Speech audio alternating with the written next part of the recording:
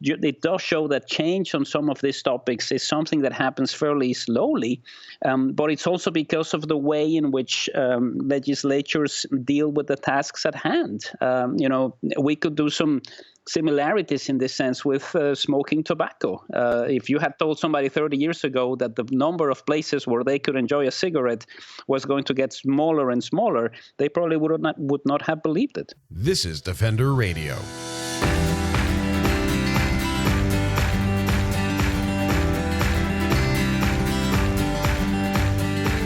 I'm Michael Howie, and this is Defender Radio, the podcast for wildlife advocates and animal lovers, brought to you by the Fur Bearers. In a world with a 24-hour news cycle, robot trolls on the internet, and unprecedented political changes, knowing where we stand on some core issues can be a bit difficult.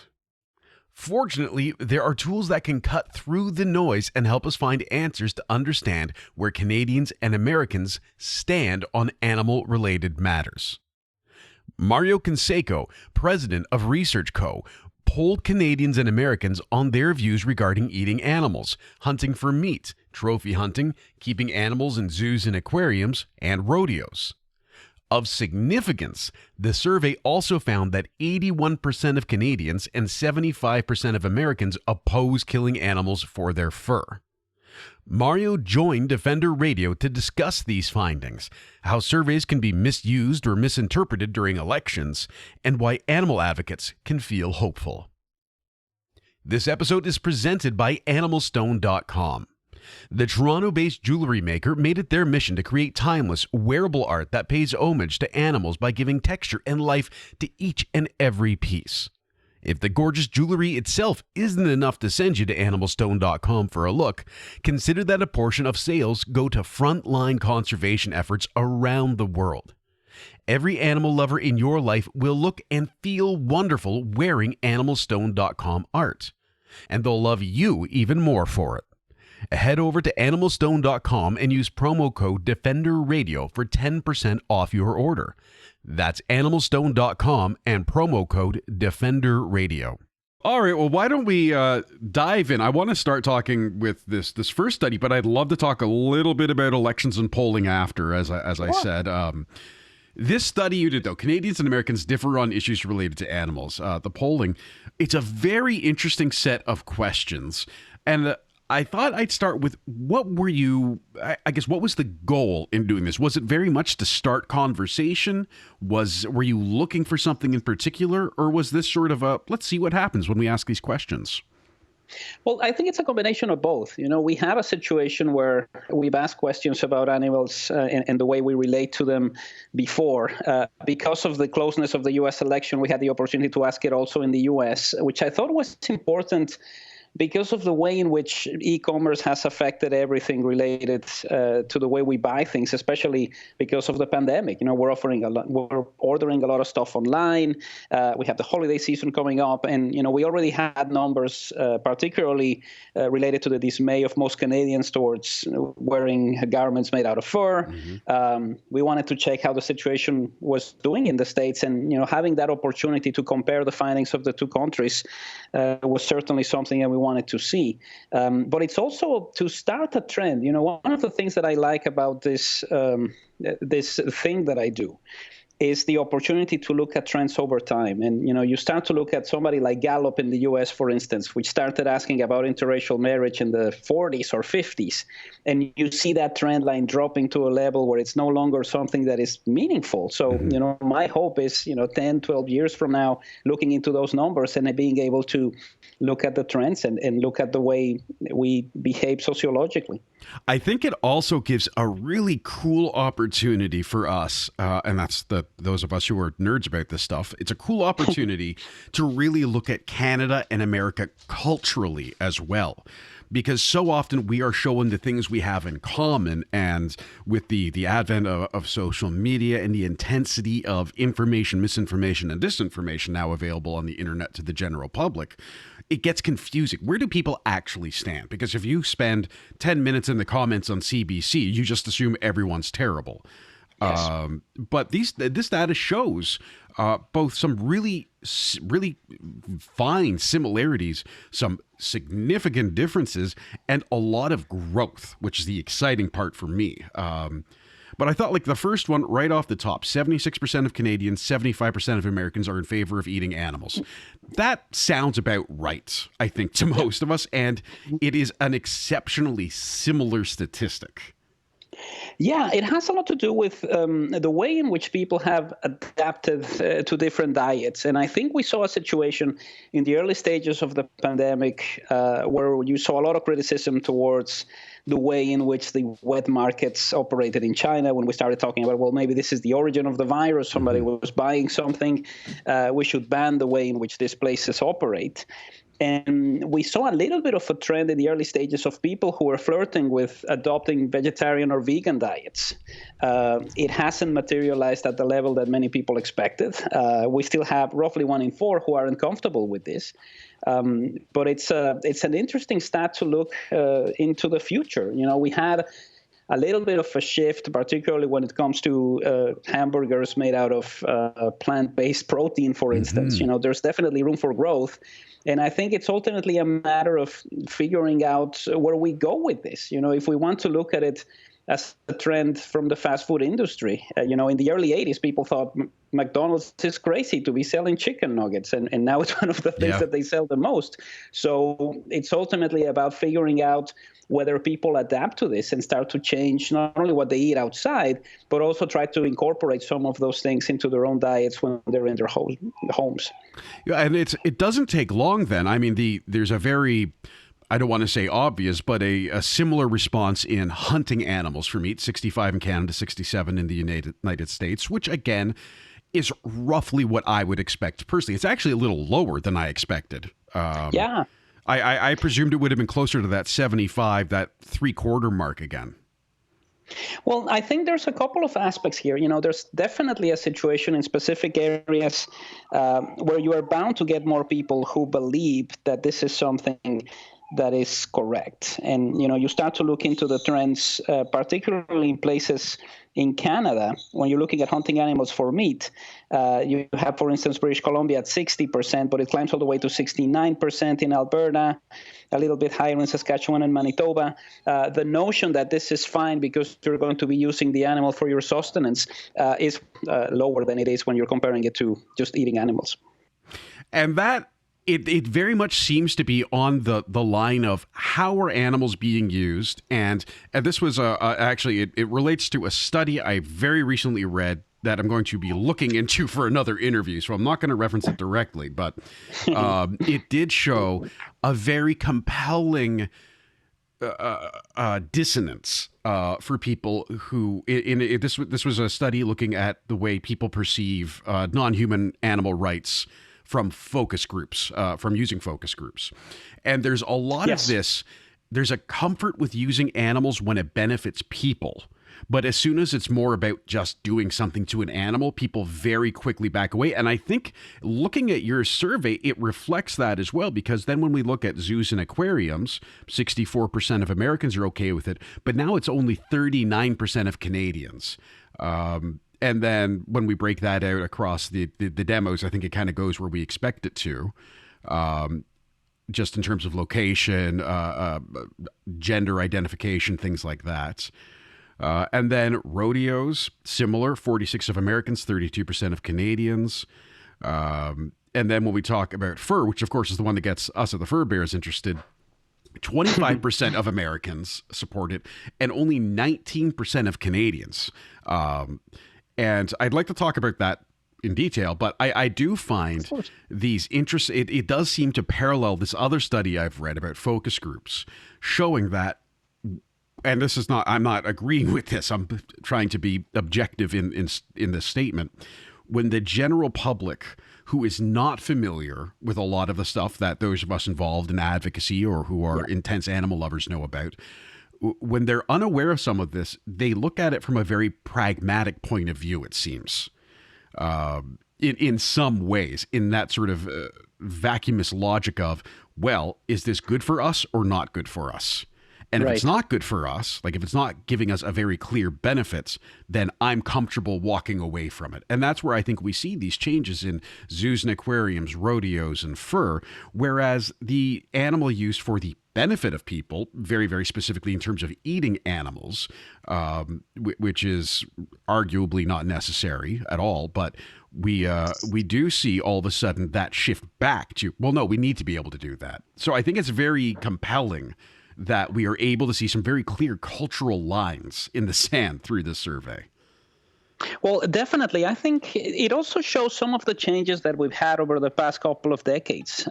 We've had a lot of discussions related to keeping animals in captivity for any reason. But it seems to have been particularly strong when it comes to the use of animals for entertainment. And I think that's one of the reasons for the numbers on rodeos to be where they are. We have a situation, Canada certainly has areas where people tend to be more supportive of this, particularly northern British Columbia, in Alberta, to a lesser extent in Manitoba, Saskatchewan, and some parts of Ontario. But you get to other areas of the country, and it's not something that is supported by a lot of people. And, oddly enough, the fact that COVID-19 canceled the Calgary Stampede took an opportunity for a lot of people who like this or who could have been exposed to this to essentially not have it this time around. So that could also play a role in the way people feel about rodeos in the future.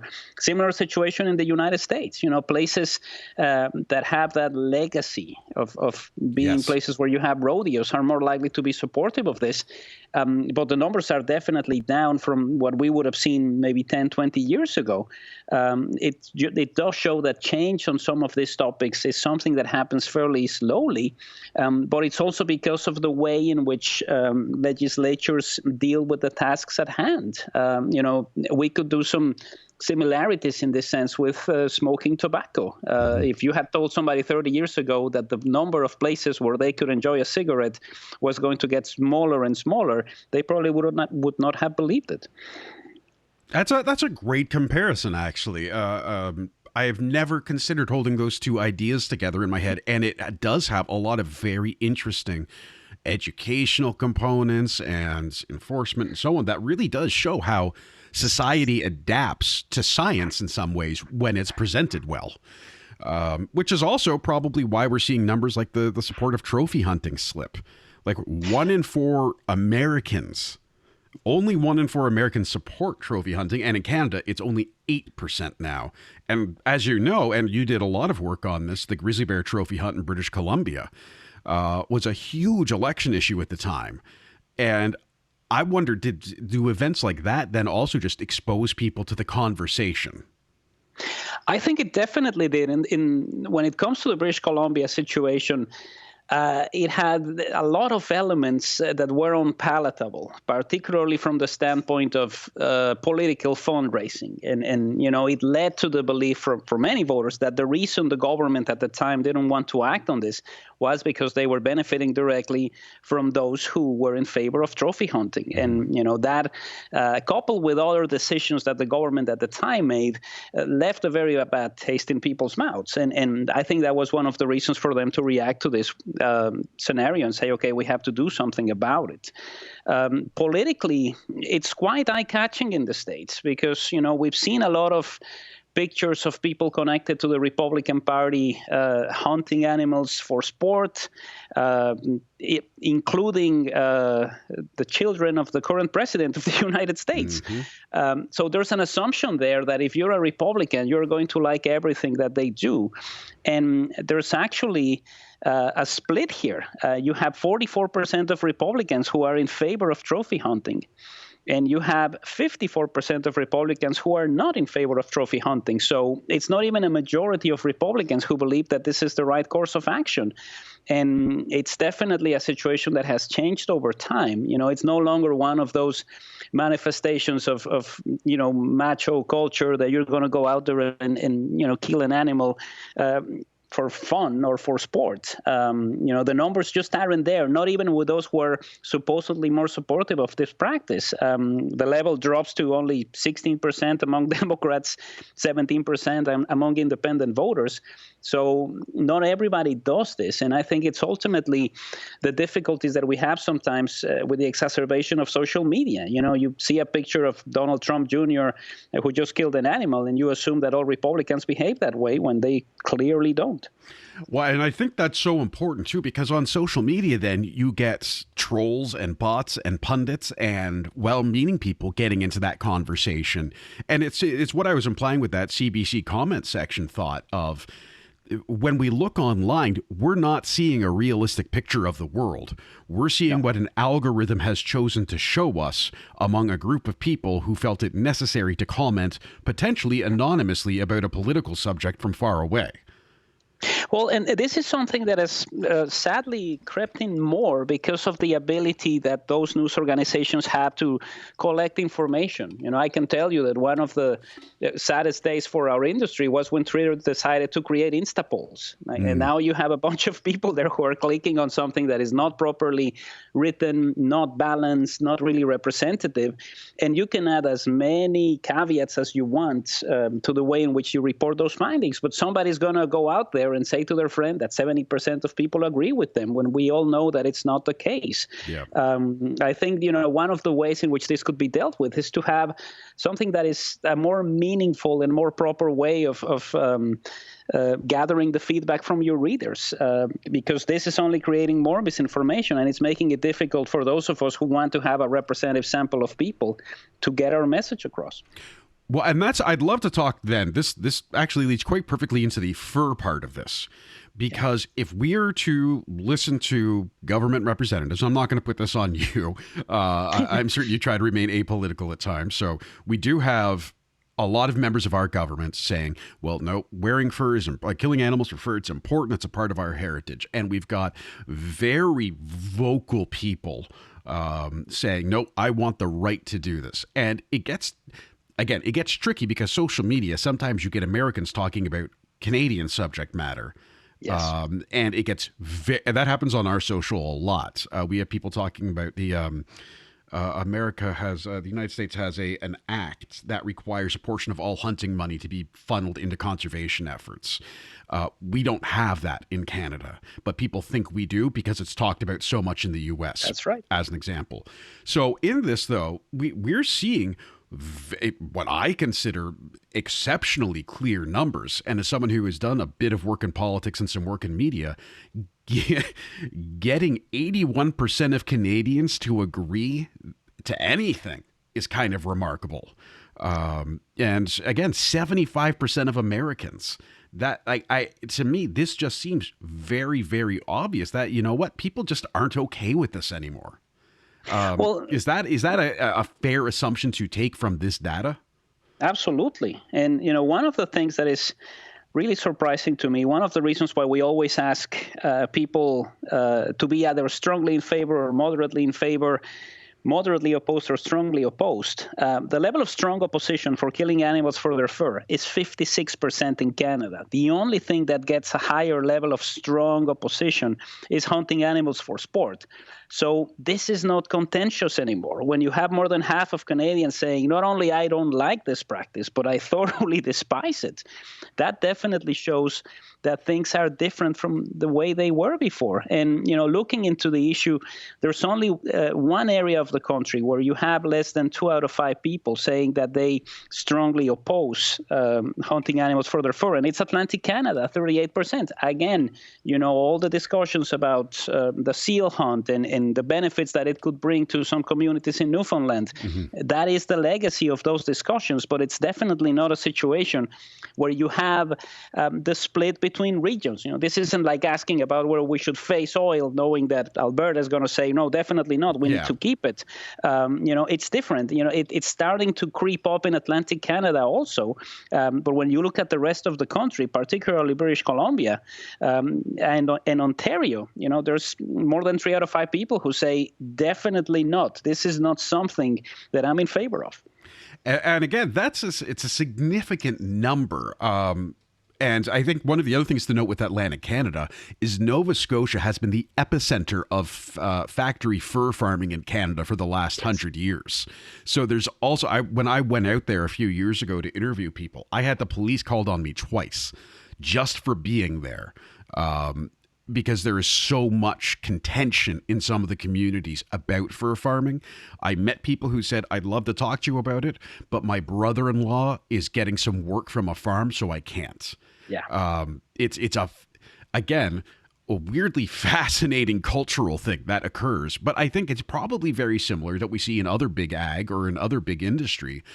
And when we consider Atlantic Canada is largely the epicenter for factory fur farms, like 70% of people in that region outright saying no is, again, I consider very significant.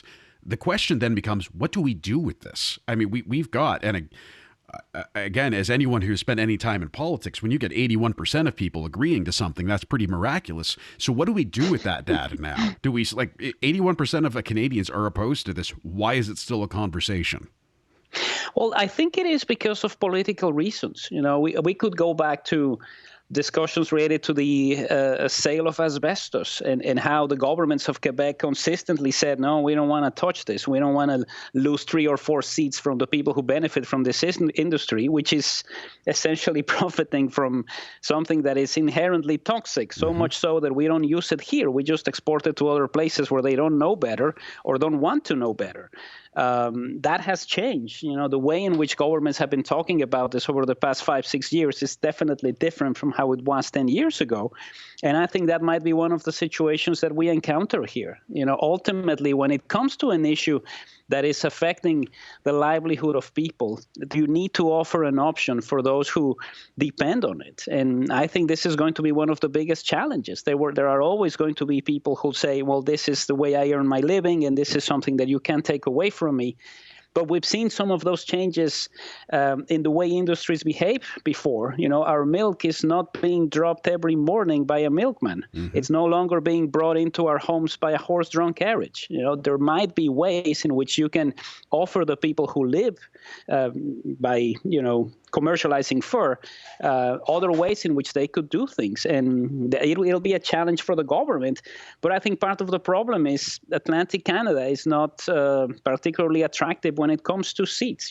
I don't see any of the local parties taking this on. And if the federal government were to try it, they might lose a few seats. If they were Ontario and this would be the epicenter, things would be very different because you have a lot of seats there that you require to form the government. Yeah, I actually read a great comment from, it was probably in the last year sometime, maybe during the Conservative leadership, but more or less saying, if Alberta wants change, they have to stop voting Conservative. This is at the federal level, because the Liberals know they're not going to get any seats.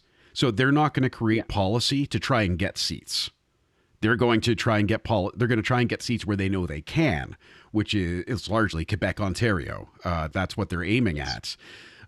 So it was a very interesting piece of advice, but I think it's also applicable here of if you keep just voting one way, then the party's not going to work for you because they know they're going to take advantage of it. It's just like a relationship, right? Absolutely. And, we have examples of that type of switch in places that have a lot of voters. Going back to the first successful election from Stephen Harper, we're going to lower the GST, and that brings us the 905 belt, and that gives us a minority government. Yep. They wouldn't have done something like that so successfully if it had been located in an area where you don't have a lot of people who can vote. Well, in Ontario, we had natural gas plants. There was one in Oakville, my hometown. Yes. At the last minute, the provincial government pulled the plug on it at a cost of tens of millions to taxpayers, because if they didn't pull the plug on that power plant, they were probably going to lose to the Conservatives. And I think that got called out by everybody at the time and has long been since forgotten. But it's a very clear act of this. And that's maybe one of the issues is the support for this kind of stuff is spread out across the country as opposed to very, very specifically regionally. And then it just becomes a lower priority because especially right now, getting food on the table, making sure there is a table is the priority for so many families. And with all of these elections going on that we were talking about, how do we cut through the noise of COVID and of the economy and of debt and jobs to say, by the way, there's a whole lot of suffering happen that most people don't want to happen, and you could very quickly phase out. Like, we're talking a total of maybe 30,000 people across the country. And that's a very favorable number, including factory fur farming and trapping and ancillary services, which don't depend just on those activities. So again, when we look at it from that perspective, it's not actually that large a swatch of population. In British Columbia, we're looking at like 1,000 people, maybe, if that. Yes. So it seems kind of remarkable, in Ontario, same numbers. We've got 11 million people in the GTA. That's winning the federal government right there. So if we make it a priority, maybe it would get through. But that's a whole lot of speculation. One of the things that could be successful, and it's not political, is letting the market decide. And we've seen a little bit of that when Nordstrom announced that they're no longer going to be carrying anything made out of fur.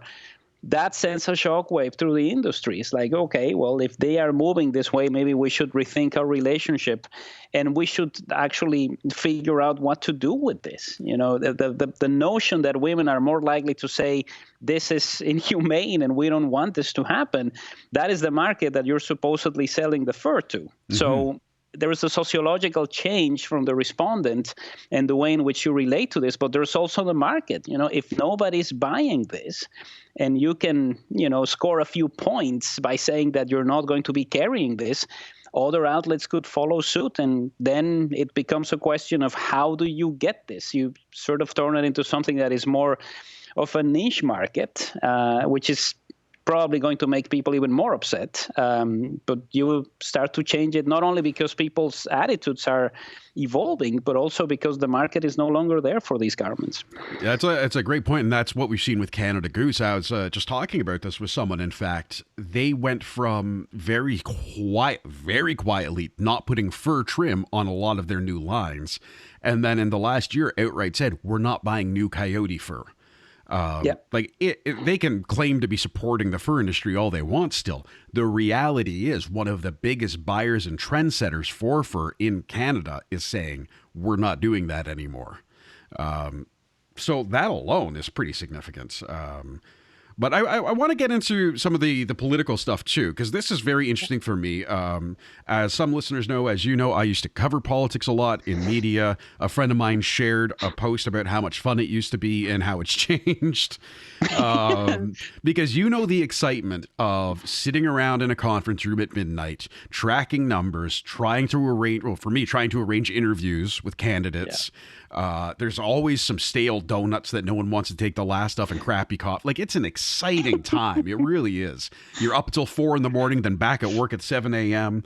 Covering an election used to be exciting, and now it just gives me anxiety and stomach aches. That being said, one of the things that comes up a lot and has come up a lot, and I think the last time we spoke, we talked about this too, is people not believing anymore. Yeah. Whether it is the politicians themselves, and there's nothing we can do about that, and after that last presidential debate, they're on their own. Yes. But in regards to what we were just talking about, some of this polling we're seeing in the last election, and I know we talked about this, all the polls said Hillary was going to win. And then all the polls were wrong. Well, not all the polls. Your poll was right, as I recall. Your poll was surprisingly accurate, all things considered. And now we're seeing in BC with the NDP calling an election during a pandemic and a lot of talk. So some people saying, oh, well, it's this or it's that, it's this. In these times, and there's the Saskatchewan election, but I don't think we're expecting many surprises out there. Sorry, Saskatchewan. The thing that I find interesting, though, is how do we properly use surveys when we're talking about politics, and how do we possibly get through the amount of, and I am not going to say fake, but unreliable statistical analysis, we'll call it. Let's go with that. Yes, on behalf of various news organizations. How do we deal in this day and age? Well, I think the lesson from 2016, aside from always look at the Electoral College and not only the voting intention numbers at the national level, is that you need to continue polling all the way till the end. I was able to do a few states in that election. And it was actually a lot of fun because, we had a perfect number in Washington State, for instance, that was, made us very happy. And it's the kind of thing that you want to see at least once in your career. I mean, obviously, we have to deal with margins of error and who's going to win. But the biggest difficulty that we had in 2016 is that the final week of the campaign, we didn't have any polling conducted in Pennsylvania, Wisconsin, or Michigan. I think pollsters who were operating there thought everything's done. Hillary's ahead by 4, 5, 7, 10 points, whatever. This is obviously something that costs money to the polling companies because you have to have people working the phones or doing the online surveys, factoring everything in. And they thought it was done. So if you have a sudden change in the electorate on the final week, that is the kind of thing that can happen. I don't think we'll make that same mistake as an industry again, and we'll continue polling all the way through. But the pandemic offers another challenge, which is a lot of people voting by mail when they're not used to doing this, making sure that you voted for the candidate or the party of your choice, and also continuing to poll all the way till the end. It's important because we might be headed into a situation where there's going to be complaints about who won and who didn't. It doesn't seem that the incumbent president is ready to go if the result of the election does not go in his favor. And it's going to take some time. We may not be able to go to bed having all of the votes counted or a specific trend for all the states that are in place. So we might be in a situation similar to 2000 where you don't have the speeches, you don't have the concession, and you need to wait a little bit longer. That time it was because the election was very close. But this time it can be because every state has a different way of counting their ballots. Florida, for all of its flaws, they can start counting ballots 22 days before election day. So that might be one of the places where we have final results when we go to bed on election night. But many other states don't have the same regulations. So this is why it's crucial for people who are doing polls the right way to have that information out there. You don't want to be in a situation where the president says that he got 70% of the vote. It might not be true. Let's hope it's not true. There's my slightly honest political statement of the day. How do we as consumers of media, consumers of content, figure out what is trustworthy and what is not? Because I think that, I know how to do that with media articles. And for me, it's very much just clicking on links and finding the original information. But when we start looking at this kind of stuff, the data can be overwhelming, particularly for those of us who maybe didn't do great in math. It's just a lot of numbers. It's difficult to wade through. Even when I'm doing research or reviewing studies to do interviews like this on very specific biological things, I spend half the time looking up terms and bugging friends saying, what does this mean and how does it work in this context? So I can at least have a conversation about it. And that's not even understanding it fully. That's just knowing enough to be able to ask some questions. How do we deal with that influx of data and wade through what is good and bad? Whether we're dealing with, the U.S. election, BC's election, or looking at the surveys of what Canadians and Americans think about animals. Well, I think there's two elements that are crucial here. One of them is the methodology of the surveys. Everybody's sharing something. We saw Univision in the States just a couple of days ago putting a Twitter poll that said that Trump had won the debate. And, it took them a few minutes to realize that it was unscientific, that it's not something that was supposed to be representative of the entire population of the United States or of those who watched the debate even. Yeah. And the president tweeted it a few minutes later. It's like, oh, thank you. Yeah, I won the debate. Thank you. But, if you're only going by that, you don't really know what is happening. So, checking the methodology, making sure that the data is coming from a source that is reputable and that shows the actual breakdowns. I think that is also important. Some people in our industry have decided that they need to make more money, so they have their websites behind a paywall. Well, that's not a service to the community. If you're charging people in order to take a look at the tables of something that you say is happening, I despise that idea, and it's not something that I would endorse ever. But aside from that, there's also the element of how you write the questions. I think that's also part of it. When you have the media reporting on a headline or just having a couple of things that says, 50% of Canadians say this or 70% of Americans say that, be able to look into the source and look at the question. Because if the question was not something that was fair and balanced, you're bound to get a majority of people to agree on anything you want. And, I think that is one of the biggest challenges of the industry. It's remarkably easy now to find a suitable sample source, but it's not easy to write questions that make sense. And ultimately, when you have the media basing everything on the headline or on a couple of data points, you need to be able to look into the way the question was written, because that will have an effect on the way people react to something. To read the full results, including the complete data set from Mario Canseco of ResearchCo's survey, head over to ResearchCo, that's researchco.ca, or follow the links in this week's show notes. I want to thank Mario for joining me. Our conversations are always illuminating. I also want to thank animalstone.com for their ongoing support. You really should check out their jewelry. It's gorgeous and directly helps wildlife. Remember to hit the subscribe button on your preferred podcatcher to get notifications when new episodes are available, and check out the entire back catalog of Defender Radio. Until next time, I'm Michael Howie for Defender Radio and the Fur Bears, reminding you to be kind and to stay informed and stay strong.